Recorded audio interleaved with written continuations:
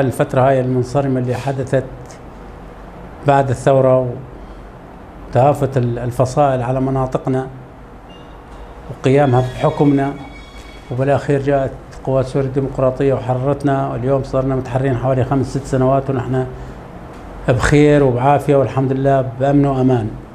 لكن ما نتعرض له الآن من مؤامرات إن كان داخلية أو خارجية للفتنة بين مكونات شعوب هذه المنطقة وللنيل منها ومن حريتها ومن تضحيات أبنائها الذين بذلوا دماءهم رخيصة من أجل تحرير مناطقهم.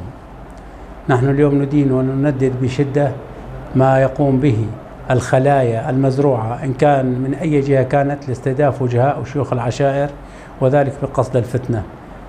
قواتنا قوات سوريا الديمقراطية هي التي تمثلنا وهي التي تحمي الأمن والأمان وتحمي مناطقنا وبلدنا، وما ممكن بيوم من الأيام أنها تتعامل مع أي شخص آخر من أجل النيل منه. بالعكس هي مهمتها حمايتنا. ما يقوم به البعض من خلايا إن كان تابعة للنظام التركي أو لداعش أو للنظام أو إلى آخره هو من أجل زرع الفتنة وبث البلبلة والفتنة، وخاصة في مناطق دير الزور. أهلنا في دير الزور يجب أن يوعوا أنها فتنة وأنهم مقصودين بها وأنهم يوقدون نار ونحن حطبها.